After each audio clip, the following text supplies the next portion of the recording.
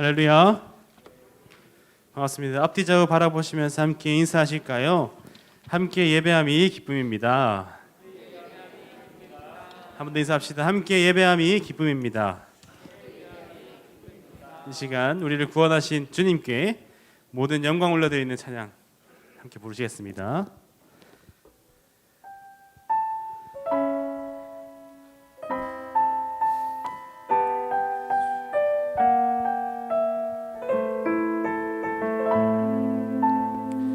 주님 큰 영광, 주님 큰 영광 받으소서.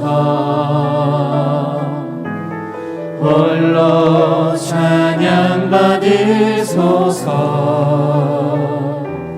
모든 이름 위에 뛰어난 그 이름, 온 땅과 하늘이 다 찬양해. 겸손하게 우리 무릎 꿇고, 겸손하게 우리 무릎 꿇고 주 이름 앞에, 주 이름 앞에 영광 돌리세. 모두 절하세. 모두 절하세. 독생자 예수 주님께 찬양 드리리. 모든 영광과 존귀와 능력 받으소서. 받으소서. 영광과 존귀와 능력 주님 받으소서. 주님 받으소서. 그리스도 살아계신 하나님. 고백합시다. 주님 큰 영광 받으소서. 주님 큰 영광 받으소서. 홀로 찬양 받으소서. 홀로 찬양 받으소서. 모든 이름 위에 뛰어난 그 이름, 온 땅과 하늘이 다 찬양해. 겸손하게 우리 무릎 꿇고 주 이름 앞에 영광 돌리세. 모두 절하세. 독생자 예수 주님께 찬양 드리리. 모든 영광과 영광과 존귀와 능력 주님 받아주시옵소서. 받으소서. 주님 받으소서. 모든 영광과 존귀와 능력 주님 받으소서. 주님 받으소서. 그리스도 살아계신 한번 고백합시다. 모든 영광과 존귀와 능력 주님 받으소서. 주님 받으소서. 모든 영광과 존귀와 능력 주님 받으소서. 네, 주님 받으소서. 그리스도 살아계신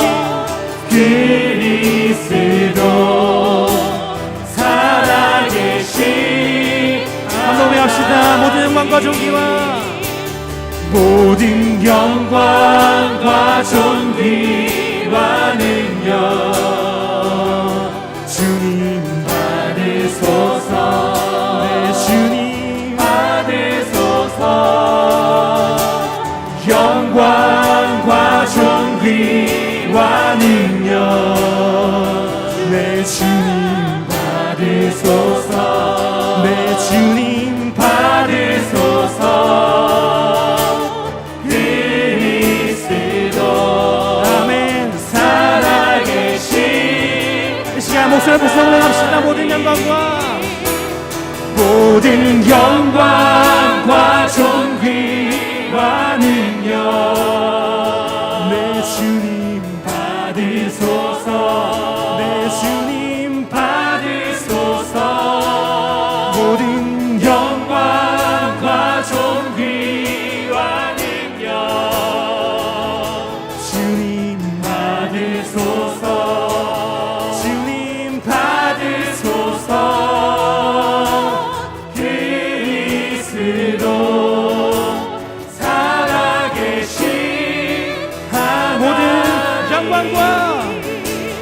모든 영광과 존귀 찬양과 경배를 돌리지어다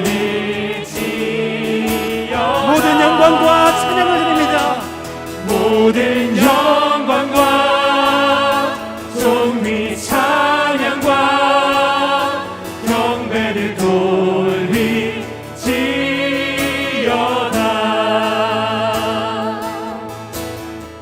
기도하는 것보다 나의 기도하는 것보다 더욱 응답하신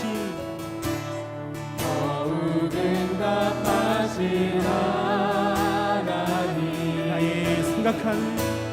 나의 생각하는 것보다 더욱 이루시는 하나님 더욱 이루시는 하나님 우리 가운데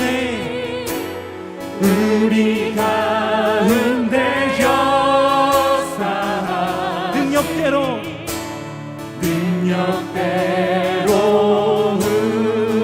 우리 길에 강구하늘 넘치도록 능히 하실 주 모든 영광과 존귀 찬양과 경배를 돌리지어다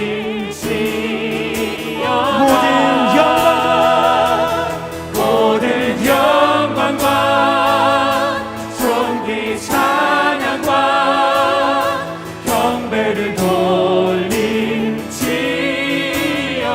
우리 가운데 역사하시니 우리 가운데 역사 능력대로 우리들의 능력대로 우리니 간구함을 넘치도록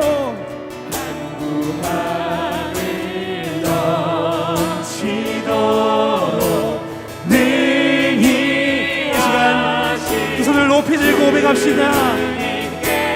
모든 영광과 존귀 찬양과 경배를 돌리지어다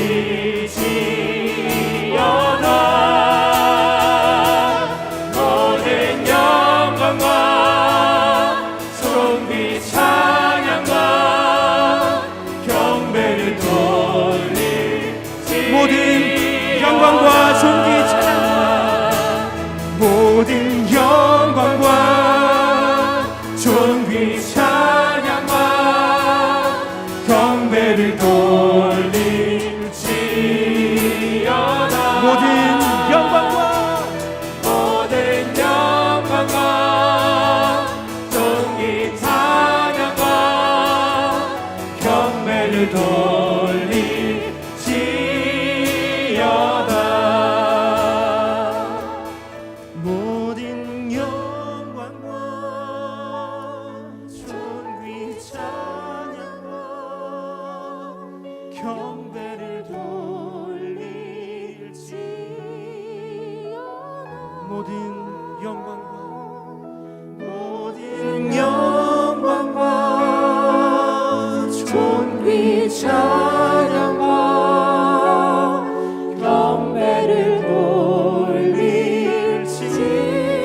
부릅시다. 모든 영광과 존귀 찬양과 모든 영광과 존귀 찬양과 경배를 돌릴지어다. 예, 주님 그렇습니다. 모든 영광과 존귀 찬양과 경배를 돌릴지어다.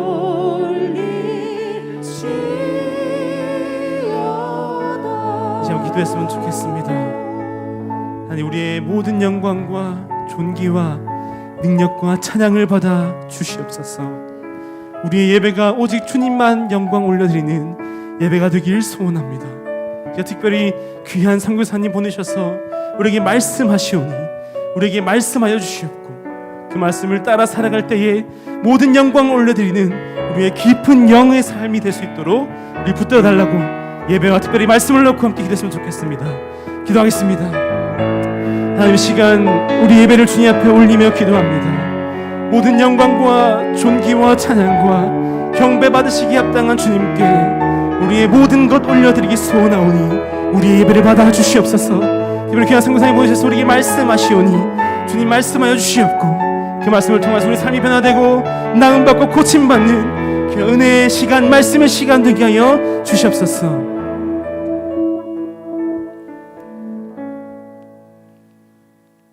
사랑과 은혜가 풍성하신 하나님, 언제나 살아계셔서 저희들을 자녀 삼아 주시고 구원하여 주심을 진심으로 감사합니다. 이 시간 마음을 다해 주님께 예배하오니 우리의 예배를 받아 주시옵소서. 이번 한 주간에도 내 삶 가운데 거룩되지 못했던 삶을 고백합니다. 모든 상황 속에서 세상과 구별되지 않고 그리스도인으로서의 빛과 소금의 역할을 감당하지 못함을 고백합니다. 우리의 연약함을 아시는 하나님, 우리 삶 가운데 늘 함께 하시고 하나님과 동행하는 삶을 살아갈 수 있도록 인도하여 주시옵소서. 또한 코로나로 인해 함께 모여 예배 드리는 것에 많은 제약이 있고 주일학교 어린아이들이 교회에 오지 못하는 일들이 생겨 온전한 예배를 드리지 못함을 상황이 이어지고 있습니다. 전 세대의 예배를 통하여 세대와 세대를 이어 복음을 주시고 하나님의 역사를 경험하는 아이들로 자라나게 하옵소서. 사상교회를 사랑하시는 하나님, 특별히 우리 교회가 지역사회에 그리스도의 선한 영향력을 끼치는 교회로 회복시켜 주시고 복음 사역을 잘 감당하고 하나님의 사랑과 헌신으로 주님의 뜻을 이루는 교회로 성장할 수 있도록 인도하여 주시옵소서. 지역사회뿐만 아니라 세계 열방 가운데 하나님의 복음을 증거하는 복음의 중심이 되게 하시고 사상교회가 세계 선교사를 활성화할 수 있는 일을 감당하는 교회가 되게 하여 주시옵소서. 지금 이 시간에도 경제적인 어려움으로 인해 많은 성도들이 고통하고 있으며 교회에 나오지 못함으로 영적으로 짓눌린 성도들이 있습니다. 이들의 영혼을 일으켜 주시고 하나님의 말씀으로 인해 성도들의 영혼이 말씀으로 회복되기를 간절히 기도합니다. 이 시간 이종준 선교사님 목사님의 말씀을 통해서 살아계시는 하나님을 경험하고 성령 충만한 시간 될 수 있도록 눈과 귀를 열어주시고 지금도 예배를 주관하는 예수 그리스도의 이름으로 간절히 기도합니다. 아멘.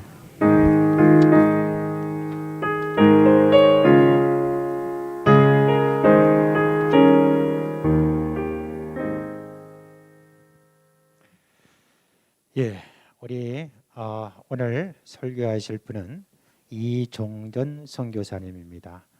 고신세계 선교부를 통해서 94년에 파송을 받아서 인도에서 20년 이상을 선교하시다가 선교지를 저 동구권에 있는 루마니아로 이렇게 옮기셔서 한 4년 정도 지금 선교를 하시고 이번에 좀 뭔가 좀 치료도 좀 받는 어떤 그런 우리 한국에 이렇게 나오셨다가 오랜만에 또 이렇게 만나고 해서 오늘 우리 또 교회에 오셔서 한번 선교를 또 한번 보고도 좀 해주시고 그렇게 부탁을 드렸습니다. 우리 이제 나오셔서 말씀 읽고 또 설교하실 때 많은 은혜가 있기를 바라면서 우리 또 이렇게 오전에도 선교사님 오셨는데 오후에 또 선교사님 이렇게 오셨으니까 참 풍성한 그런 시간입니다. 우리 나오셔서 이제 말씀을 전하시기 전에 여러분 다 같이 오른손을 들어서 함께 다 같이 할렐루야로 그렇게 환영하겠습니다. 오십시오. 할렐루야.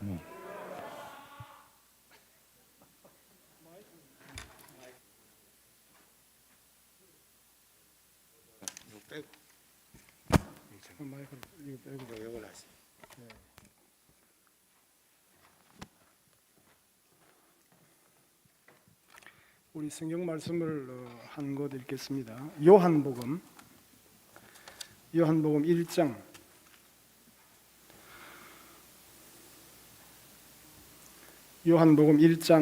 14절 한 절 말씀을 보겠습니다. 요한복음 1장 14절.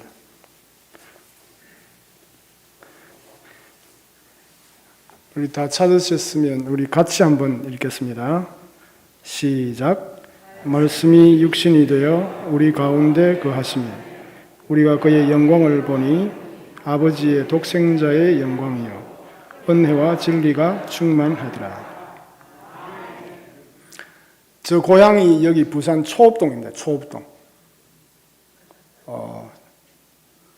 그래서 선교지에 있다가 이 한국에 이번에 한 2년 반 만에 오니까 너무너무 좋은 거예요. 이번에 와서 제가 느낀 건 이 부산이 참 제 고향이라 사는 말은 아니고 또 우리끼리라 사는 말은 아니고 부산이 참 좋다 그런 생각이 많이 느껴집니다. 그리고 또 많이 부산이 또 개발이 많이 되고 없던 시설이 또 많이 이렇게 우리를 아주 편안하게 해주는 것 같기도 하고 너무 좋은 것 같아요. 그런데 이제 그런 좋은 것 가운데 가장 저희들이 좀 행복감을 느끼고 편안하게 생각하는 것이 말씨입니다. 말씨. 부산 말씨. 그래야 며칠 전에 이제 저희 아내와 제가 자갈치 시장을 갔는데 그 자갈치 시장 아줌마들이 이 말씀하는 게 다 얼마나 달콤하게 이렇게 들리는지 그걸 알 수가 없어요.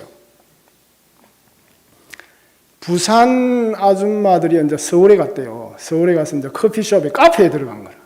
카페에 들어가서 이제 한 5, 6명 부산 아줌마들이 이제 또 앉아있으니까 아가씨가 와서 뭐를 시키는데 뭐 드실래요? 이랬어요. 그러니까 그 대표되는 아줌마 우리 말카 커피 주소 이랬다고. 말카 커피 주소 이러니까 그 사람들이 우리 말카 커피는 없어요. 그러는 거예요. 여러분 말카라는 말이 무슨 말인가 아시잖아요. 말카.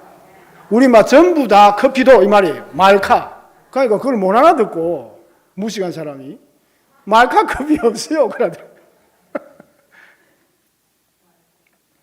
오래된 이야기지만 그 부산 이제 이 청년이 서울에 가서 이제 지하철을 탄 거예요. 여러분 서울만 가기만 가면 이 말투가 다르잖아요. 했어? 이리 와? 뭐 이래하고 하니까 우리하고는 영 이래 한데 그 이제 서울 청년들이 이제 부산 청년들이 서울에 지하철에 가서 막 이 지하철에서 막 이야기를 부산 말씨로 막 이야기를 하니까 그 앞에 서울 아가씨가 이제 두 사람이 서가 있다 이렇게 보고 있었단 말이에요. 보고 있다가 하도 시끄럽게 부산 말씨가 시끄럽게 이래 하니까 아가씨 한 사람이 그 부산 총각들 보고 한 말이 보세요. 여기 공공장소인데 너무 시끄럽잖아요. 이랬다. 그러니까 그 총각이 탁 쳐다보고 하는 말이 이게 다 니끼가 이런 거야. 이게 다 니끼가 하니까 그 옆에 있던 서울 아가씨가 하는 말이 소곤대면서 봐. 내가 일본 사람들이라 했잖아. 그러더라고요.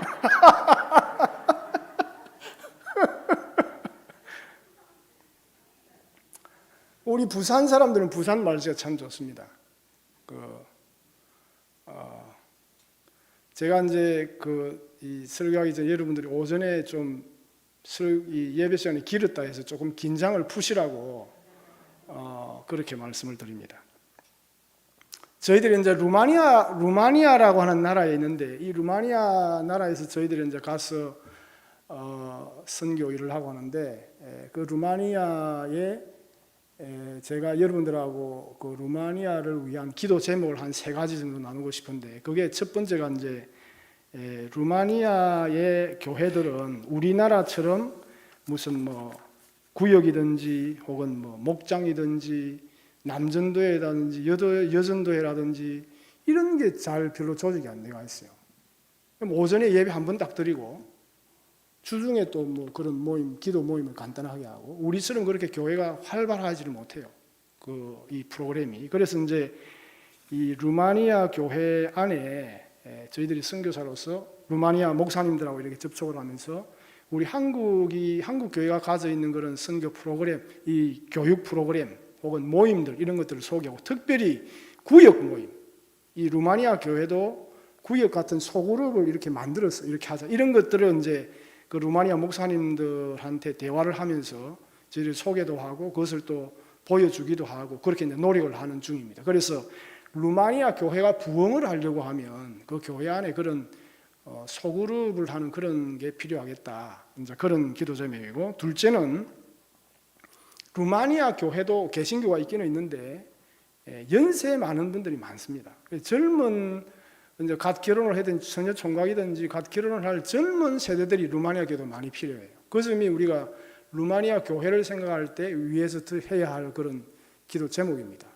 저희들은 이제 루마니아에서 루마니아 현지 교회, 현지 골고다라는 교회하고 우리가 예배도 참석하고 거기 목사님들 또 성도들하고 같이 교제도 하고, 그래서 저희들이 함께하는 그 골고다 교회를 위해서 우리가 한번 기도하면 좋겠다. 나중에 이제 그렇게 생각을 하는데, 오늘 오후에 이제 제가 여러분들하고 나누고 싶은 그 말씀이 있는데, 그것은 뭔가 하면 그 코로나 때문에 여러분 국내에 있는 우리들도 고생이 많지만 외국에 있는 선교사들도 고생을 참 많이 했습니다. 저희들 같은 경우는 이제 거기 루마니아가 동유럽에 속해 있고 그렇기 때문에 코로나가 처음에 이렇게 유럽에 발생을 하니까, 원래 여러분 코로나가 중국에서 발생했다고 했잖아요. 그죠? 그 도시 이름이 뭐였죠? 우한 폐렴. 그래서 처음에 코로나가 탁 이제 발생하려고 하고 막 환자가 생기고 이렇게 할 때 소개될 때는 코로나가 아니고 위안입니까? 우한입니까? 우한 중국에서 발생한 거다 하니까 이 유럽 사람들이 이 중국에서 발생했다는 그것 때문에 이 동양 사람들을 거리에서 만나면 야유도 하고 막 해코지도 하려고 하고 처음에 그랬습니다. 그래서 한국 대사관에서도 밖에 나가지 말고, 가능한 대로 밖에 나가지 말고 집에 머무르고 밖에 나갈 때는 굉장히 사람들을 조심하세요, 그런 발표도 하고 그랬습니다. 그래서 저희들도 이제 굉장히 조심하게 있고, 실제로 루마니아에 이제 한국 청년이 하나 있었는데 실제로 지하철을 타려고 기다리다가 이 사람이 동양 사람인 걸 알고 그 루마니아 사람들한테 두드려 맞기도 하고 그런 보고가 있기도 했습니다. 그래서 이제 코로나가 처음에 발생하고 난 다음에 이게 언제 끝날까 해서 저희들이 막 집에서 고립대가 있기도 하고 막 그렇게 해서 시간이 많이 언제 빨리 안 끝나고 이렇게 지나가는 거예요. 그래서 한국 선교사들 가운데 코로나가 한 1년 정도 지나면서 건강상의 문제도 생기기도 하니까 한국으로 이렇게 잠깐 돌아가는 분들도 있고 막 그렇게 했죠. 그런데 저희들은 어떻게 하다 보니까 계속 루마니아에 머물러 있게 된 거예요.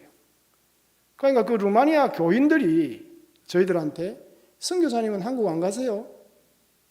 한국 안 가셔도 돼요? 이렇게 묻는 거예요. 그래서 우리가 대답을 웃으면서, 아니 루마니아가 우리 집이고 우리 고향인데 우리가 어디로 가겠습니까? 이렇게 이야기를 한 거예요. 그러면서 이렇게 자이든 타이든 저희들이 코로나가 발생한 이후에 지금까지 루마니아 교인들과 성도들과 함께 거기 머물러 있은 거예요. 안 떠나고. 코로나가 발생했다 해가지고 아이고 우리 어디 피난을 가자, 잠깐 피난 갔다 오자, 어디 가자 이런 게 아니고, 우리도 모르는 사이에 이 코로나 상황 속에서 루마니아 성도들, 루마니아 목사님들, 루마니아 교회와 거기에 같이 그 코로나 기간에 함께 머물러 있었단 말이에요. 시간이 지나는 거 보니까 우리가 함께 떠나지 않고 머물러 있었던 그것이 그 사람들에게 입장에서 볼 때는 굉장히 선교사를 더 이렇게 신뢰를 한다든지 자기 쪽으로 더 이렇게 받아들인다든지 하는 결과를 낳게 된 거예요. 그러면서 여러분 그 경험을 하면서 제가 이제 여러 가지 생각을 했는데 그렇게 하면서 이제 제가 생각했던 것들을 오늘 여러분들하고 오후에 좀 나누고 싶은 겁니다. 그런 이제 코로나 상황에서 선교지를 떠나지 않고 선교지에 머물러 있으면서 제가 곰곰이 성경 말씀도 보고 묵상도 하고 생각하고 하다가 하나 깨달은 게 뭔가 하면 여러분 어떻게 보면 우리 한국 교회는 이 신앙이라고 하는 것이 교회에 이제 예수를 안 믿던 사람은 교회에 들어온다든지 혹은 예수를 오래 믿었다든지 교회 생활을 오래 했던 사람들 우리 모두는 이 생각이 어떻게 지금 되어가 있는가 하면 신앙이라고 하는 것은 우리가 하나님 앞에 나와가지고 우리가 하나님을 위해서 뭔가 헌신을 하고 하나님을 위해서 우리가 뭐 봉사도 하고 그래서 설교 말씀들도 뭐 열심히 하세요. 성경도 좀 읽으세요. 새벽기도 나오세요. 그러고 뭐 또 무슨 모임도 오세요. 막 이래 하잖아요. 그러다 보니까 우리도 모르는 사이에 이 신앙에 대한 이해가 내가 하나님을 위해서 뭔가를 이렇게 하는 것이다. 이렇게 자꾸만 우리가 규정을 하는 거예요.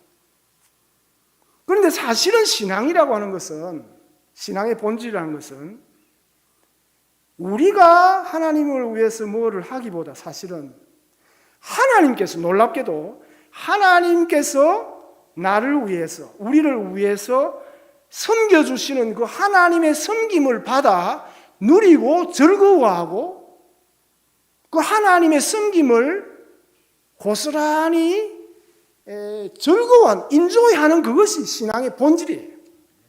내가 뭐 하나님을 위해서 뭐를 한다 이게 아니고 예수님께서도 말씀하시기를 인자가 온 것은 섬김을 받으려고 하는 것이 아니고 이 예수님 말씀이 인자가 온 것은 섬김을 받으려 함이 아니라 섬기려 하고 자기 목숨을 많은 사람들을 위해서 대속물로 주려 함이 예수님께서 그러면 예수님께서 그 용어를 나는 이 땅에 온 것이 섬기려고 왔다. 예수님께서 그렇게 말씀하시는 거예요. 희한한 말씀이죠, 여러분. 우리 생각의 신앙이 뭐냐? 그것은 교회 나가서 헌신하고 열심히 하고 뭐 헌금도 하고 막 시간도 내고 내가 뭐를 만들어 가지고 봉사도 하고 그게 신앙이지. 그렇게 우리는 자꾸 생각하는데 실제 그게 아니다. 그것도 중요하겠지만 그 이전에 우선순위를 보면 먼저 되는 것은 하나님께서 우리를 섬겨주신다. 하나님께서 떠나지 않고 우리가 뭐 하나님이 상황이 어렵다 해가지고 이거 내가 잠깐 떠나자. 이 사람은 그냥 버려두자. 이게 아니고 하나님은 절대로 떠나지 않고 우리와 함께 계신 그것을 누리는 거예요. 우리가 신앙의 핵심이라는 것은.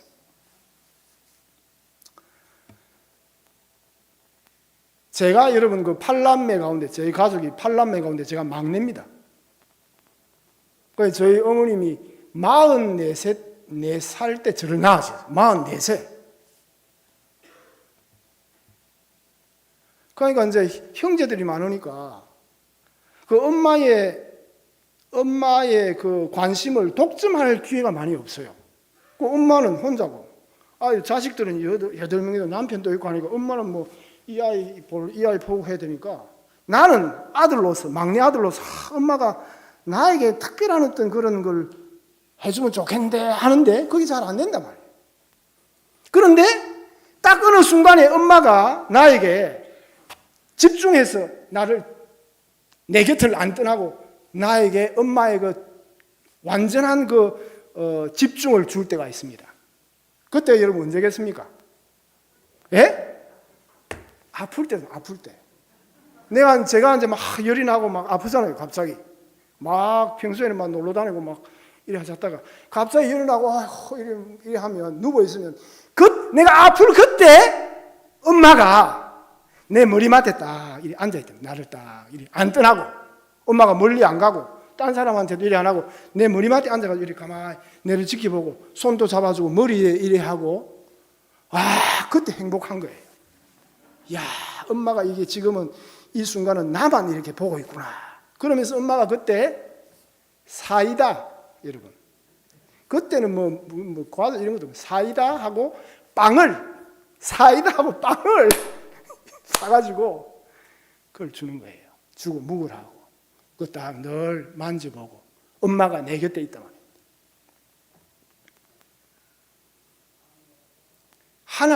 우리 하나님께서도 우리가 정말 힘들 때, 여러분, 내가 정말 어려울 때, 그때 하나님의 전적인 집중을 나에게 보여주십니다. 뭐 고통당할 때 하나님이 어디에 있었나 뭐 그런 질문도 해서 책도 나오고 하는데, 우리가 고통당할 때 하나님이 어디에, 그 고통당하는 중에 하나님이 계시는 거죠. 내가 정말 힘들고 어려울 그때 하나님께서 그 가운데 함께 계시는 거예요. 그래서 제가 어릴 때는 어떤 생각이 드는가 하면, 이거 나 좀 자주 아프면 좋겠다. 매일 아프면 좋겠다. 왜? 엄마가 아프기만 하면 내가 늘 지켜보고 있으니까.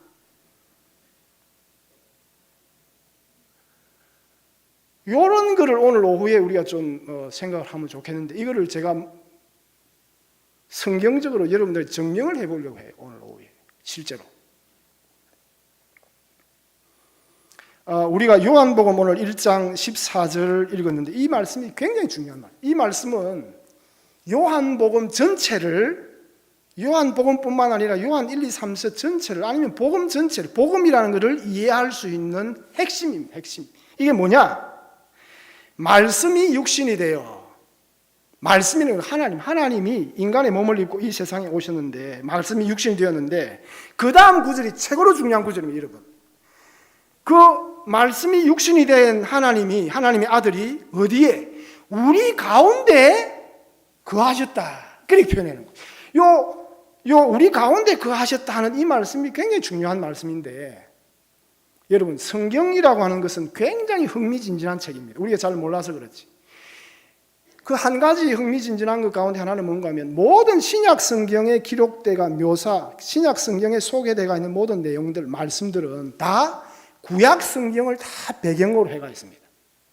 우리가 실제로 성경을 잘 알려고 하면 이 신구약 성경을 잘 이렇게 잘 왔다 갔다 해야 돼요. 구약 성경을 완전하게 이해하기 위해서는 하나님 예수님에 대한 복음의 빛을 받아야 되고, 또 신약 성경의 복음이라는 것에 대해서 충분히 더 풍성하고 더 완전하게 이해를 하기 위해서는 구약의, 신약의 배경이 되는 구약을 잘 알아야 됩니다. 이 두 개가 잘 조화가 갖춰질 때 온전한 하나님이 우리에게 주시기를 원하는 진리를 우리가 알 수 있는 거예요. 여기 이 요한복음 14장에 우리 가운데 거하셨다 하는 요 말씀은 구약 성경의 어떤 배경인가 하면, 여러분, 이 출애굽이라는 사건이 있지 않습니까? 구약 성경에 이 출애굽이라는 사건은 구약 성경을 지탱한 하나의 기둥입니다. 기둥. 출애굽이라는 사건이 얼마나 중요한지 몰라요. 출애굽이라는 사건하고 그 일어났던 일하고 예수님께서 십자가 위에서 우리 죄를 위해서 피를 흘리시고 돌아가시고 부활하신 사건하고 이 두 일이 성경을 지탱하는 큰 두 기둥과 같아요. 하나님께서 출애굽을 시킨 그 이스라엘 백성들은 아브라함과 이삭과 야곱의 자손들이에요. 하나님께서 아브라함하고 언약을 맺으시고 내가 너희 자손들 많이 되게 하고 약속의 땅을 주고 너희 민족을 통해서 온 세상 모든 열방이 다 복을 받게 하겠다. 세월이 지나는데 이스라엘 백성들이 애굽의 그 종이 됐단 말입니다. 그런데 하나님은 약속을 잊으시는 법이 없으니 하나님께서 약속을 생각하고 이스라엘 백성들을 구원해 내셨어요. 이스라엘 백성들을 구원해낼 때 하나님께서 그냥 말씀으로 구원해낸 게 아니에요. 일부러 하나님께서 하나님의 능력을 그 당시 그 애굽뿐만 아니라 그 당시 모든 세계 사람들이 다 깜짝 놀랄 뉴스가 될 만한 일을 하나님께서 일부러 10가지 재앙을 막 해가지고 뉴스가 전파를 타가지고 그 당시 온 세상에 이야, 이스라엘의 하나님은 정말 위대한 하나님, 이 능력이 대단한 하나님이다, 이런 걸 일부러 하나님께서 알리시는 의도를 가지고 그런 능력을 막 행하셔가지고 이스라엘 백성들을 이렇게 애굽에서 이 탈출을 시키고 구원해 바깥으로 내셨다면, 그리고 약속의 땅으로 가게 하셨는데, 그 하나님께서 이스라엘 백성들을 애굽에서 밖에 내시고 난 다음에 가장 하나님께서 먼저 하신 일이 여러분 뭐겠습니까? 뭔가 하면 이스라엘 백성들이 이제 밖으로 나와가지고 어디에 시내 산이 있는데 그 시내 산 밑에 시내 광야라는 광야에 이르렀을 때 하나님께서 그 시내산 광야에서 모세를 통해 가지고 우리가 잘 알듯이 출애굽기에 보면 계명을 10계명을 주셔. 10계명을 주시고 계명을 주시고, 그런데 그 가운데 가장 중요한 것은 하나님께서 자기가 이스라엘 백성들 가운데 거하실 집을 짓도록 했습니다. 그게 뭔가 하면 회막이에요. 그게 성막이라는 겁니다. 하나님께서 출애굽기에 보면 그 성막, 회막이라는 것을 짓는데 아주 자세하게 디테일하게, 요즘으로 하면 뭐겠습니까? 설계도를, 인테리어에 대한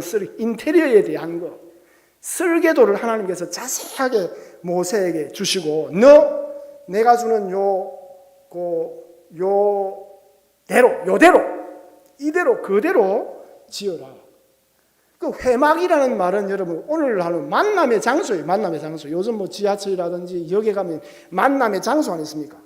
어디서 만나고 만남의 장소 그 앞에 안 있나? 거기서 만나. 그 만남의 장소라는 게 회막입니다. 하나님께서 그의 백성들을 만나시는 장소가 회막, 성막 그렇게 부르는 거예요.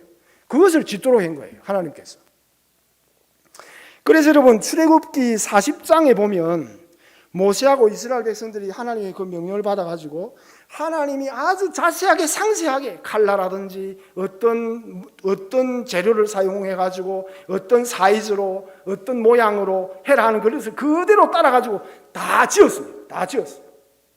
다 이제 하나님 말씀하신 대로 그 회막을 짓고, 그뿐만 아니라 그 회막 안에 들어갈 인테리어까지 다 무슨 뭐 번제단이든지 물두멍이든지 성소든지 이런 걸 다 지성소, 성소, 바깥에 뜰 이런 것도 다 이제 하나님께서 명령하시니 다 만드는 거예요. 그리고 만들고 난 그 이후에 그것을 어떻게 묘사했느냐? 출애굽기 그 40장에 보면 40장 34절부터 이제 그런 다 완성한 거예요. 그래서 출애굽기 40장 34절 말씀 보면 이래 말씀합니다. 그 후라는 말은 이스라엘 백성들이 하나님 주신 그 명령을 따라 성막을 다 완성했단 말이에요. 완성한 후에 구름이 회막에 덮이고 여호와의 영광이 성막에 충만하며, 모세가 성막에 들어갈 수 없어서 이는 구름이 회막 위에 덮이고 하나님의 영광이 성막에 충만함이었으며, 완성된 그 만남의 장소 회막에 하나님의 구름이, 여러분 상상해 보세요. 신기한 하나님의 그 구름이 거기에 가득해가지고 심지어는 모세가 그 안에 들어갈 수 없는 그 하나님의 영광이 나타났다. 그 36절 말씀에 구름이 성막 위에 떠오를 때에는 이스라엘 자손이 그 모든 행하는 길에 앞으로 발행하였고, 그것은 이제 이스라엘 백성이 어떤 한 군데에 머무는 게 아니고 다시 다른 데로 이동을 하는데, 언제 이동하느냐? 그 성막에 하나님의 그 영광을 나타내는 구름이 하늘로 떠오를 때, 그걸 보고 사인을 보고 우리가 이제 다시 집을 사가지고 가야 되겠다, 그렇게 떠나는 거예요. 37절 말씀에 구름이 떠오르지 않을 때에는 떠오르는 날까지 발행하지 아니하여, 구름이 그 성막에 안 떠오르고 있을 때는 하나님께서 지금 여기 머물러 하시는 것 같다, 머물러 있는 거예요. 38절 말씀에 낮에는 여호와의 구름이 성막 위에 있고 밤에는 불이 그 구름 가운데 있음을 이스라엘의 온 족속이 그 모든 행하는 길에서 친히 보았더라. 그러니까 이게 뭔가 하면 여러분, 옛날 이 당시 이스라엘 사람들이 거주하는 집은 지금 아파트 같은 게 아니고 텐트입니다. 텐트. 예? 요즘 우리나라도 뭐 텐트 어떤 촌을 만들잖아요. 그걸 럭셔리 텐트 해가지고 그 텐트 안에 뭐를 온갖 걸 다 집는 거 돈만 내고 그 텐트에 가가지고 좋은 아파트를 나고 역부로 그 텐트 가가지고 이래 막 몸을 비비고 그렇게 그래 하는 게, 텐트는 여러분 치기도 편하고 빨리 거두고 가잖아요. 그런데 여기 나중에 보면 이 하나님께서 이스라엘 백성들 가운데 거하시는 것이 어떤 모습인가 하면 하나님의 성막이 제일 중앙에 하나님의 그 텐트, 하나님이 거하시는 이스라엘 백성들 가운데 하나님이 거하시는 그 텐트가 제일 복판에 있고 하나님의 그 성막을 중심으로 해가지고 동서남북으로 이스라엘 지파가 12지파니까 세 지파씩 동쪽에 세 지파, 남쪽에 세 지파, 북쪽에 세 지파 이렇게 진을 치는 거예요. 그러면 사람들이 그 진 안에 잠을 자고 아침에 일어나 눈을 비비고 밖에 자기가 있는 집 텐트 밖에 나오자마자 바로 눈을 보면 하나님의 집이 하나님이 거하시는 그것을 딱 보게 되는 거예요. 누구나 할 것 없이. 그래서 하나님께서 이스라엘 백성들 가운데 실제적으로 눈에 보이고 그리고 구름 속에 무슨 소리가 우르쾅쾅쾅 하면 소리는 귀로 듣고 시청각적으로 이스라엘 백성들이 지금 하나님이 우리 가운데 계시구나 하는 것을 보고 사는 거예요. 보고. 하나님께서 이 출애굽기에 이스라엘 백성들한테 가운데 거하시는 이 거하시는 의미가 뭐냐? 하나님께서 말랐고 그럼 하나님께서 이스라엘 백성들한테 거하려고 하는 거지. 네 가지 이유가 있습니다. 네 가지. 첫째, 왜 하나님께서는 그러면 하늘에 가만히 계시고 그냥 뭐 누가 알아서 가든지 이렇게 내가 지시를 하게 하는 거? 왜 하나님께 역부로 이스라엘 가운데 눈으로 다 볼 수 있도록 하나님께 가시적으로 그 자리를 했느냐? 첫째는 뭔가 하면 여러분 여기 영광, 하나님의 영광이라는 말이 나오죠. 영광. 하나님께서는 그의 백성들 가운데 거하심으로 첫째로 이 백성들은 내 백성이다, 나에게 속한 백성이다 하는 것을 천명하시는 거예요. 실제적으로 이걸 우리가 요즘 표현으로 구원이에요. 구원. 하나님께서 내가 너희들을 구원하고 너희들은 내 것이다 하는 그것을 천하에 나타내요. 시각적으로 구원에 대한 하나님의 뭐라 되겠습니까? 표현이에요. 하나님이 이스라엘 백성들 가운데 거하신다는 말은. 둘째는 하나님께서 이스라엘 백성들 가운데 거하는 것은 하나님께서 이 내 백성들을 보호하시는 거예요. 보호. 그래서 실제적으로 그 이스라엘 땅이라는 것이 이스라엘이 지금 시내 광야, 이게 여러분 광야입니다. 풀도 없고 나무도 없는 그냥 땡빛이 내리지는 광야인데 하나님께서 낮에는 하나님의 그 구름이 그 이스라엘 백성들을 보호하는 거예요. 그 뜨거운 태양 밑에서. 그리고 실제로 밤에는 기온이 떨어지니까 하나님의 불기둥으로 여러분. 그 이스라엘 백성들은 신비한 에어컨, 그 다음에 아주 뜨거운 밤에는 실제로 하나님이 피워놓은 신령한 하늘의 난로 속에서 하는 이스라엘 백성들이 있은 거예요. 하나님께서 왜 이스라엘 백성들 가운데 거하셨느냐? 내가 너희들을 보호하고 지키는 하나님이다 하는 것을 천명하신 거예요. 세 번째는 하나님께서 이스라엘 자기 백성들을 실제적으로 세세하게 자세하게 인도하시는 거예요. 인도하시는 거예요. 그래서 여기 보면 이스라엘 백성들이 가만히 보고 있으면 그 성막의 구름이 하늘로 떠오르는 것이 어떤 사인입니까? 가라는 거예요. 이제 출발해라. 그러면 구름이 떠오르는 것을 보고 모세를 중심으로 해가지고 텐트를 다 굳어가지고 다 짊어지고 하나님께서 지시하는 또 다른 지역으로 이동을 해간다. 이동을 하다가 구름이 다시 머물게 되면 그곳에 또 내려가지고 언제 일는지 모르지만 언제까지인지 모르지만 텐트를 치고 거기에 또 지내는 거예요. 하나님께서 자세하게 이스라엘 백성들을 인도해 가시는. 마지막 네 번째는 왜 하나님께서 그 이스라엘 백성들 가운데 거하시느냐? 하나님께서 거하시는 그것은 단지 이스라엘 하나님의 백성들이고 사막을 건널 때뿐만 아니고 하나님께서 이스라엘 백성들을 끝까지 마지막까지 하나님께서 이스라엘 백성들을 책임지겠다는 보장으로서의 표현이에요. 하나님이 그 이스라엘 백성들 가운데 거하신다 하는 이 의미는. 그런데 여러분 놀랍게 이 요한복음 1장 우리가 읽은 이 요한복음 1장 14절 말씀이 육신이 되어 우리 가운데 거하신다는 이 말씀이 예수님께서 하나님의 아들 되신 예수님께서 이 세상에 오셨는데 우리가 성탄절 저기 뭐 아름답게 해놨 왜 우리가 해놓습니까? 아기로 오신 하나님의 아들 예수님을 우리가 영접하고 환영하는 그 의미지 않겠습니까? 그런데 말씀이 육신이 되신 그 하나님이 마치 출애굽기 시대에 하나님께서 그의 백성들 가운데 거하셨던과 같은 것으로 표현하고 있는 거예요. 예수님이 우리 가운데 임하셨다는 것은 하나님이 우리 가운데 거하셨다, 그 의미라는 거예요. 예수님께서 이 세상에 오셔서 하신 일이 뭐냐? 옛날 구약시대 때 하나님께서 이스라엘 백성들에게 행하셨던 그 의미를 그대로 이스라엘 백성들에게 하나님께서 하셨던 그 일을 예수님께서 똑같이 우리에게 행해 주신다, 이 말씀이에요. 예수님께서.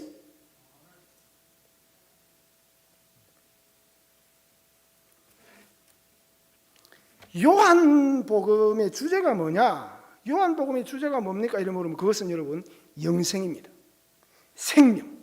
하나님의 아들 되신 예수님께서 우리 가운데, 말씀이 육신이 되신 그 예수님께서 우리 가운데 거하셔서 우리를 위하여 행하시는 것은 우리에게 영생을 주시는 거예요. 영생, 생명을 주시고. 그래서 이 요한복음의 이 기록, 요한복음을 기록해가지고 요한복음을 읽는 사람들로 하여금 뭐를 깨닫게 하려고 하는가 하면 이 요한복음이 그렇게 말씀하는 거예요. 오직 이것을 기록하는 것은, 오직 이 요한복음을 기록하는 것은 너희로 예수께서 하나님의 아들 그리스도시요 하나님의 아들 그리스도이심을 믿게 하려 하며 너희로 믿고 그 이름을 힘입어 생명을 얻게 하려 함이라.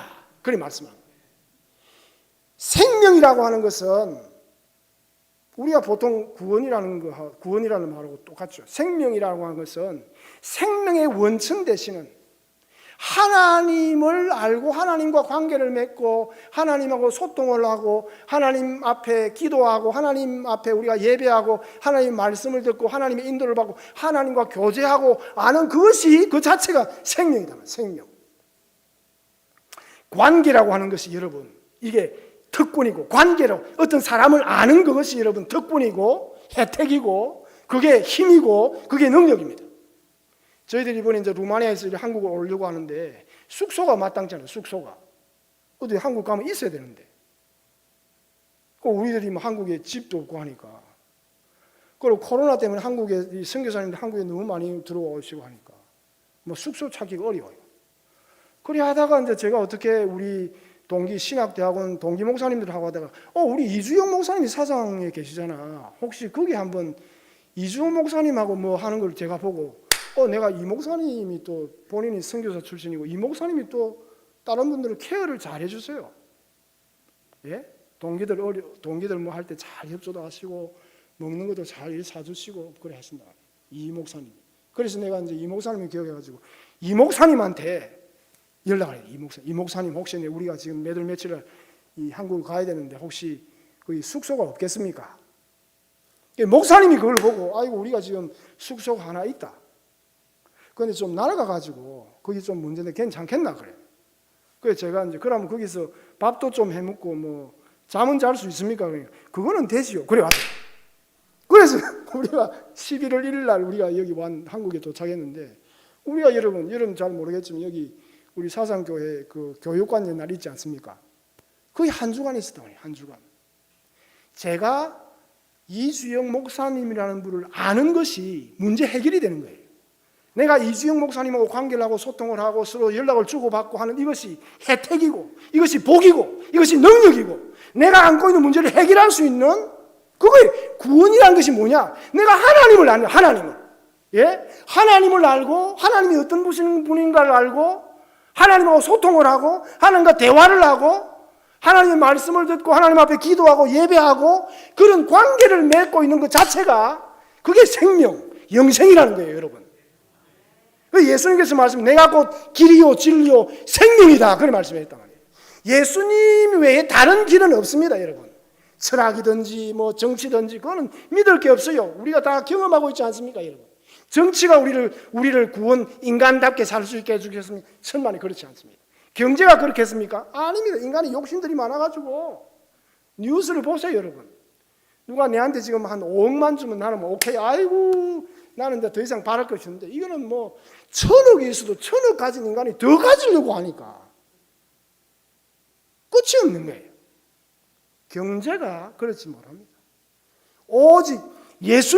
예수님께서 예수님의 그 이름을 믿고 예수님이 나를 위해 행해 주신 일을 믿고 예수님께 그래서 내가 생수다, 내가 생명의 떡이다, 그렇게 말씀했다.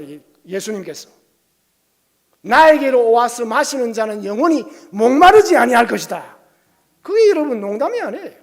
예수님을 정말 알고 하나님의 사랑을 알고 예수님을 아는 그것이 영생이고 인간답게, 인간으로 태어나서 인간답게 살아갈 수 있는 유일한 그 길이, 소망이 예수님을 믿고 예수님을 아는 거예요. 예수님 앞에 나오는 거죠. 요한복음은요, 생명, 예수님이, 우리 예수님에게만 생명이 있다, 예수님에게 영생이 있다, 이것을 보여주는 책이다. 예수님 자신. 그뿐 아니라 이 요한복음은 또 보면 예수님께서 우리를 보호해 주신단 말이에요. 예수님께서 요한복음 10장에 보면 내가 선한 목자라 그래. 선한 목자. 선한 목자는 양들을 위하여 목숨을 버린다. 여러분, 믿기십니까 여러분? 이게 뭐 단순한 문제가 아니에요. 생각을 해보세요 여러분. 누가 여러분 나를 위해서 목숨을 내줄 사람이 있습니까? 예수님께서 말씀하시기를 나는 선한 목자인데 선한 목자는 양들을 위해서 내가 목숨을 버린다. 나를 위해서 예수님께서 목숨을 버린다는 것만큼 나를 보호해 주시고 나를 챙겨 주시고 나를 이렇게 품어 주시는 그 표현이 어디 있겠습니까? 요한복음을 읽어보면 예수님께서 얼마나 우리를 보호하시고 진리로 보호하시고 생명의 덮개로 우리를 덮으시고, 여러분, 능력의 주님께서 그렇게 해주신다. 요한복음에 보면 또 예수님께서 우리를 인도하시는, 특별히 요한복음에는 예수님께서 말씀하시기를 내가 너희들을 떠나가는 것이 더 유익한데 내가 떠나가면 보혜사를 너희들에게 보내주가지고 그 보혜사가 오셔서 너희들을 말씀이 생각나게 하고 너희들을 너희들을 인도할 것이다. 그래야. 예? 성령이 우리에게 임하시면 그 성령이 우리를 지혜롭게 하는 거예요. 지혜롭게. 여러분, 성령을 내가 받고 예수를 믿고 예수님의 영인 성령을 받게 되면 어떤 결과가 있는, 사람이 지혜의 눈이 떠이게 됩니다. 어떤 말을 해야 될지, 이런 상황 속에서 내가 어떻게 행동해야 되는지, 무엇을 선택해야 하는지, 어떤 길을 갈 것인지, 여러 가지 선택이 있는데 내가 어떤 것을 선택하는 것이 올바른 길이고 좋은 길이고 유익한 길이고, 그런 지혜를 갖게 하는, 누가? 성령께서 우리를 인도하신다고. 예? 어떤 어려운 상황 속에 있을 때 우리가 하나님 앞에 기도하고 성령의 도움을 받으면 성령께서 우리를 지시하신다. 사인을 보내주시고.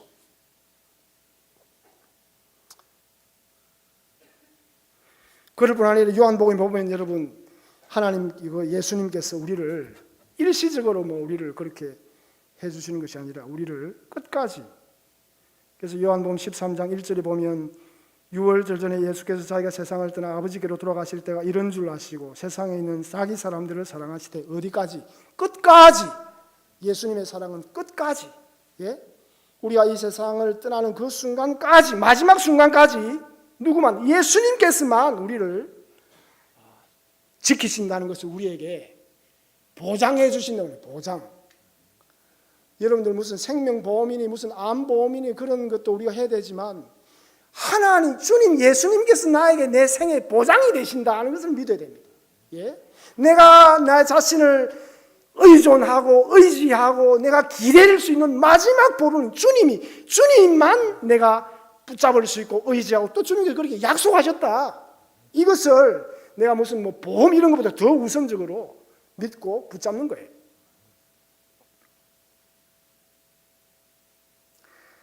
그런데 이제 또 더 놀라운 것은, 그래서 말씀이 육신이 되어 우리 가운데 거하시는 그 예수님을 통해서 하나님께서 이런 우리를 구원해 주시고 영생을 주시고 우리를 보호해 주시고 우리를 인도해 주시고 또 우리가 영원히 우리의 영혼, 우리가 마지막 날까지 우리를 보장해 주시는데, 더 놀라운 것은 여러분, 이런 예수님께서 우리 가운데 거하시는 예수님께서 행하시는 이 일들을 나에게 위임해 주시는 거예요. 너도 이 일을 해라, 그렇게 이야기합니다.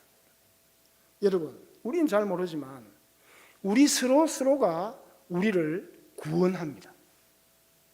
내 말 한마디, 내 행동 하나, 작은 선행 하나, 내 작은 것 도와 등을 밀어주는 것, 격려해 주는 것을 통해서 우리 교회 안에서 우리 서로가 생명 의존적인 관계, 우리 교회는 우리 이 멤버들, 특별히 오후 예배까지 나오신 여러분들은 더욱 그렇습니다.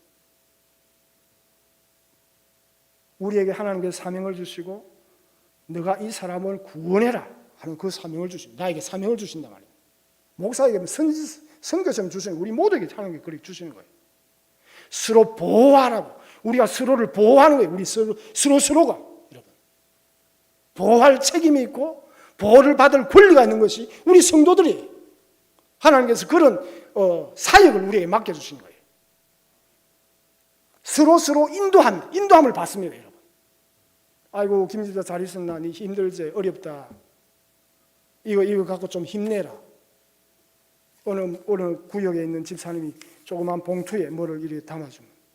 그걸 받아보니 그 안에 꼬깃꼬깃한 돈이 몇 푼인데 이 집사님이 내가 경제적으로 어려운 걸 알고 코로나시 어려운 걸 알고 이래 그것이 우리를 회복시키고 살리고 격려를 하고 우리를 인도하고 다시 주님 앞에 낙심됐다가 다시 주님 앞에 나와서 회복되는 역사를 일으키는 거예요. 그리고 너희 서로가 그렇게 해라. 하나님께서 우리에게 명령해 주시는 거예요. 예수님께서 부활하시고 난 다음에 베드로를 만나가지고 너가 나를 사랑하니 물어보시고 내 양을 먹이라 하는 이 베드로에게 주신 사명은 베드로에게만 주는 게 아니고 교회에 주신 사명, 나에게 주신 사명이에요. 사역을 하도록. 그 사역이라는 것은 우리 서로가 영생을 나누고 주님이 주신 영생을 즐거워하고 그 즐거움이 우리가 함께 누리면 정복되는 거예요. 정복. 이게 딱 하나만 있으면 하나인데 이게 이 구원의 기쁨을 누리는 이 기쁨, 즐거움이 같이 어울려서 모이면 이 기쁨 자체가 하나의 눈덩어리 같이 번져가지고 이 기쁨이 충만한 거예요. 우리가 서로 보호해주고 그늘이 되어주고 따뜻한 햇빛이 되어주고 여러분 서로가 인도하고 김수현 네 거래가 안 된다. 네 그거는 안 좋은 거다. 이걸 해라. 이렇게 지나가는 말로 그 말이 그 사람 우리를 인도하는 거예요. 목사님이 말씀을 통해서 말씀을 들을 때 내가 고민하던 것이 문제가 해결되어지고 내가 이렇게 하는 것이 올바른 것이구나. 그것을 깨닫게 되고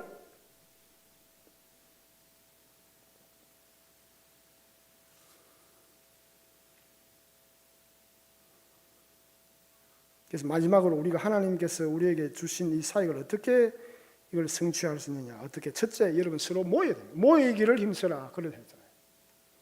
모이기를 피하는 어떤 사람의 말도 듣지 말고 그날이 오는 것이 가까워오는 것을 볼수록 너희들은 모이기를 힘써라. 뭐 오프라인이 됐든지 온라인이 됐든지 우리 성도들이 우리가 함께 모여서 모일 때 하나님께서 역사하시고 우리 가운데 임하셔서 우리에게 영적인 힘도 주시고 정신적인 용기도 주시고 관계의 기쁨도 주시고 그렇게 하는 거죠. 그 다음 둘째는 여러분 실제 사랑을 실천해야 돼요.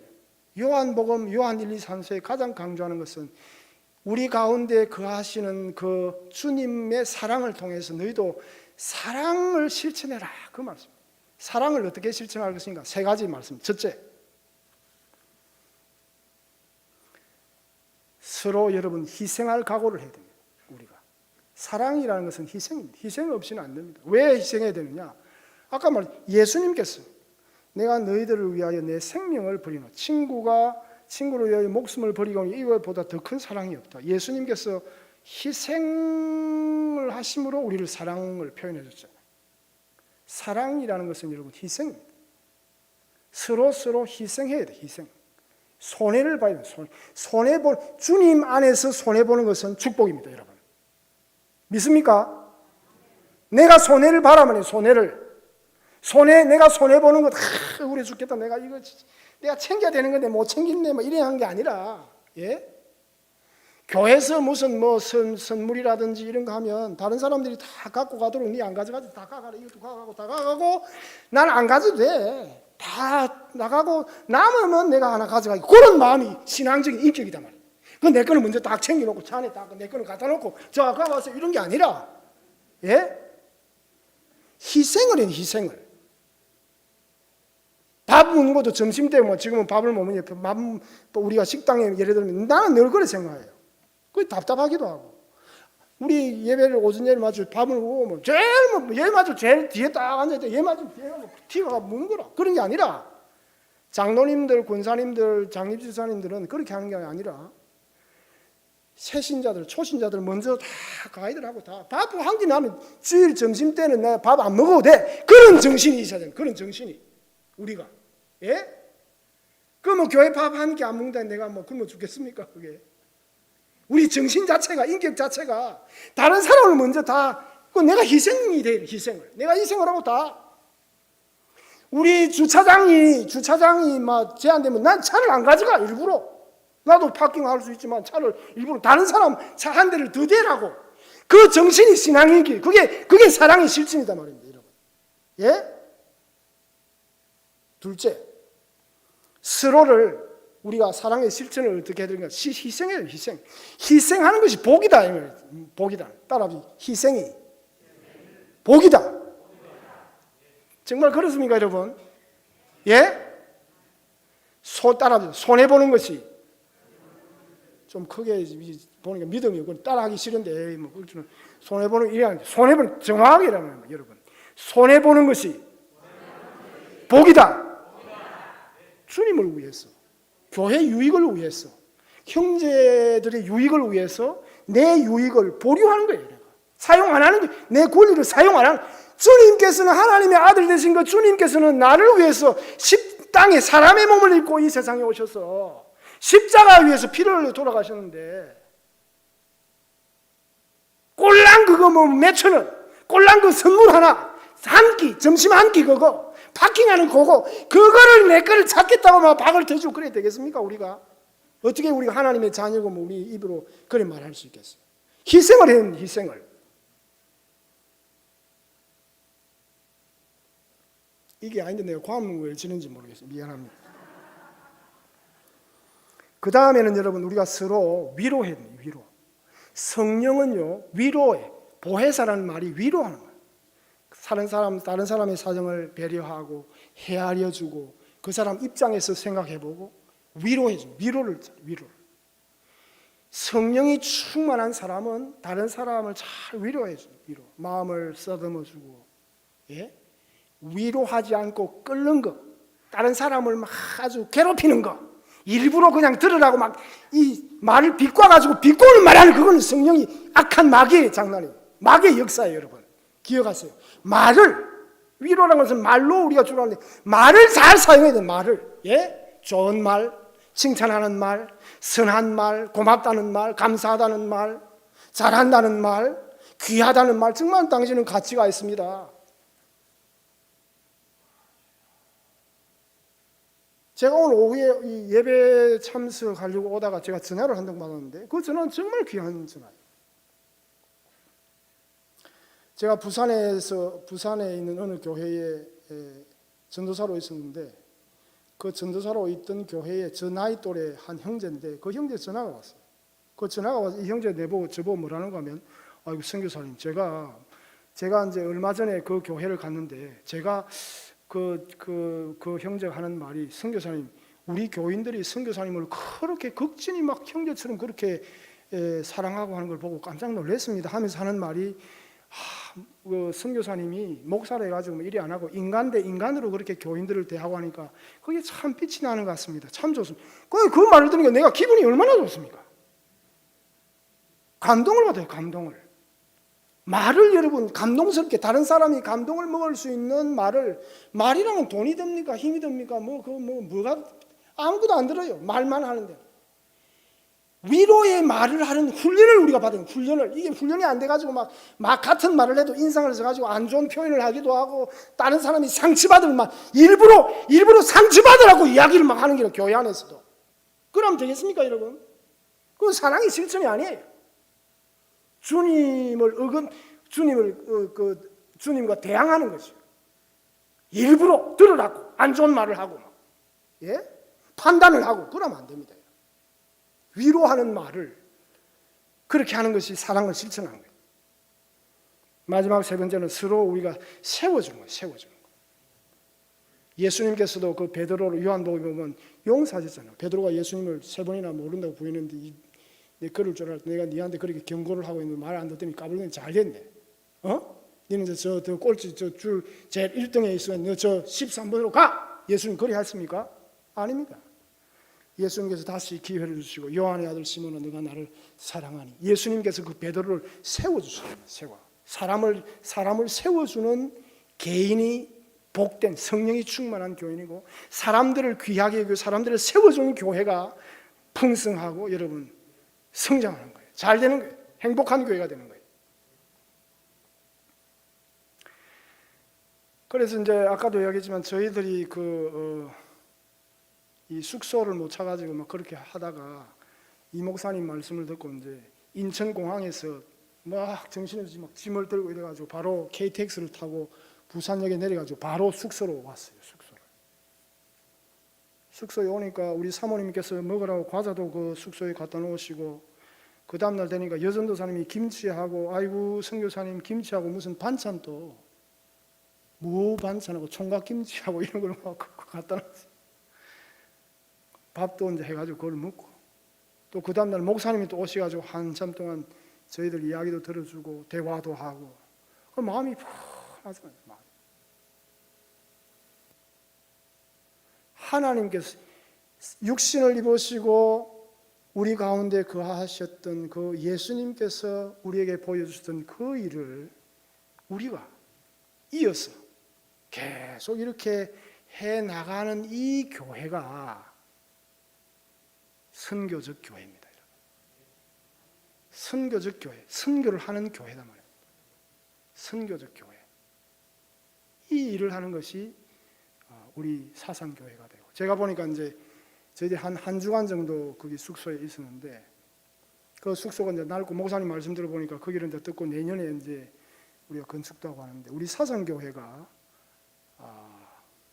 아까 우리 집사님 기도하실 때도 우리가 사상교회가 사상지역에 우리 사상교회가 사상지역에 거하는 거잖아요. 우리가 여기에 틀을 잡고 교회당을 짓고 교인들이 왔다 갔다 하는 걸 사람들이 다 쳐다보고 있고 저 사상교회 차네 뭐 이래서 하기도 하고 우리 사상교회가 우리 가운데 임하셨던 그 예수님의 행하셨던 그것을 본받아가지고 그렇게 실천할 때 하나님께서 우리 교회를 들어서 크게 사용하시고 우리에게 하나님께서 복 주시고 하나님께서 나에게 주신 인생의 목적을 다 이루는 교회의 목적을 다 이루는 우리는 우리 교회가 되겠다 그렇게 생각합니다. 우리 목사님 나오실 때까지 아까 처음에 제가 말씀드린 것처럼 여러분 요즘 유튜브가 잘 돼가지고 유튜브에 여러분 오늘 집에 가셔서 루마니아 이래 치면 막 유튜브가 많습니다. 루마니아에 대한 한번 보시고 우리가 루마니아 교회가 부흥되도록 또 루마니아 교회의 새 세대들이 젊은 세대들이 많이 일어나도록 또 저희들이 함께 협력하는 루마니아 골고다 교회 목사님들 또 교인들과 저희 선교사 가정이 잘 협력해서 그 루마니아 선교가 잘 진행되어 갈 수 있도록 이 시간 우리 주신 말씀을 좀 생각하면서 혹시 여러분들 마음속에 고백해야 될 건지 생각나는 거란 다시 결심해야 될 일이라든지 이런 것을 하시고 또 루마니아 이 세 가지 기도 제목을 가지고 우리 목사님 나오실 때까지 우리가 한번 기도하는 시간을 가지도록 하겠습니다.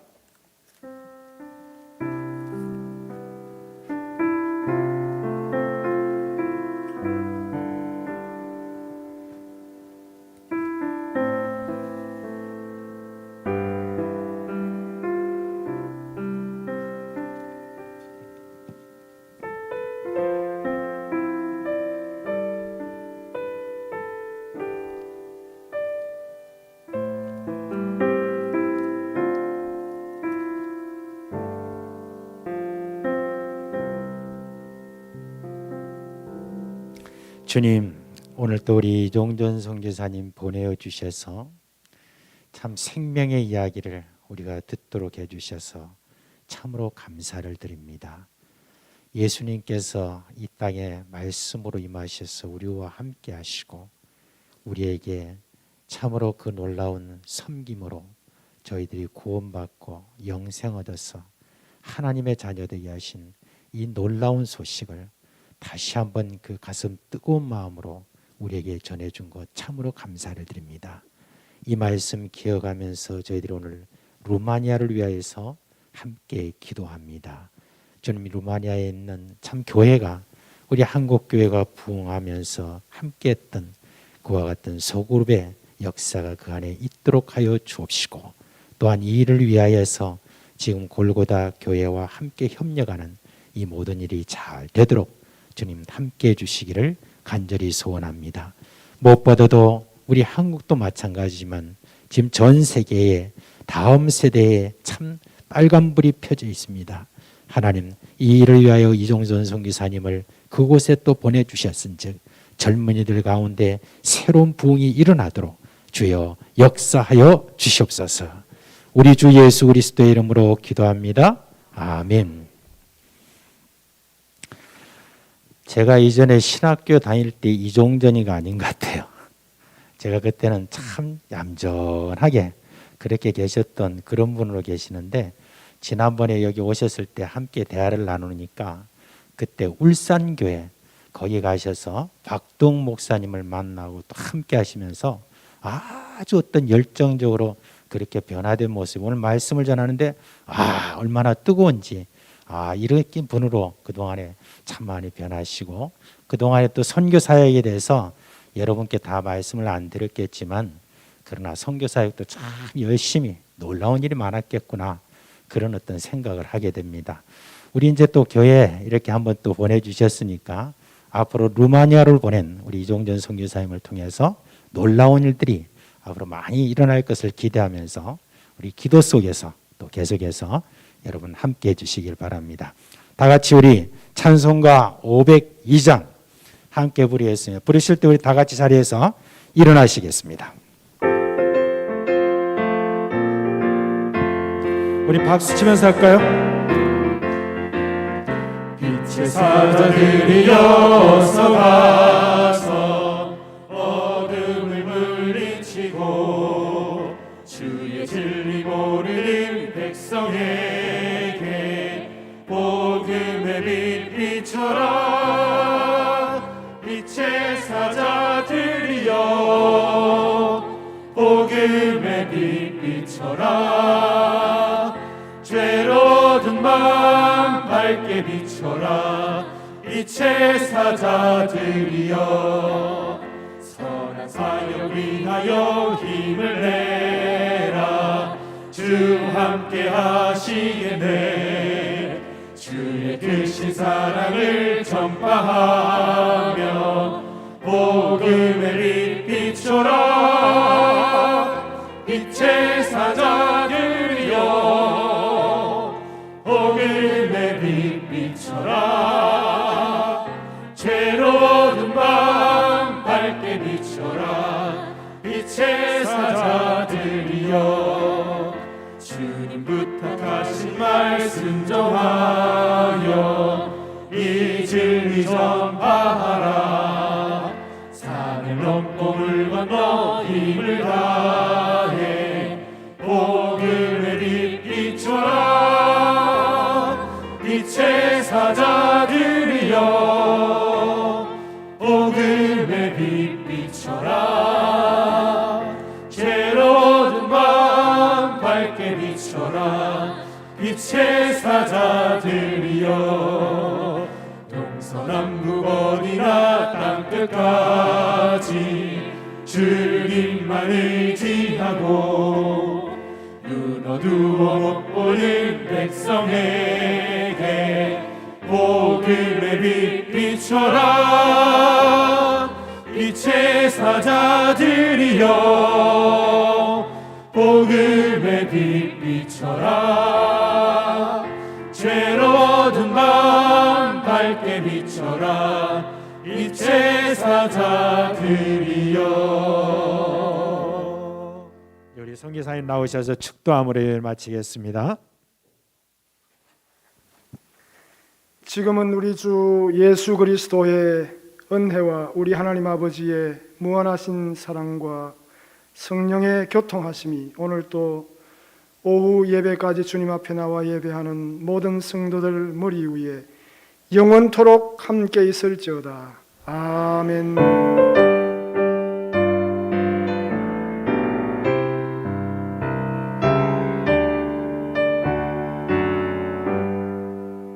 예, 오늘도 이렇게 풍성한 시간을 이렇게 가졌습니다. 이제 또 한 주간 주님의 능력과 은혜가 여러분 가운데 함께하기를 주님의 이름으로 축원합니다.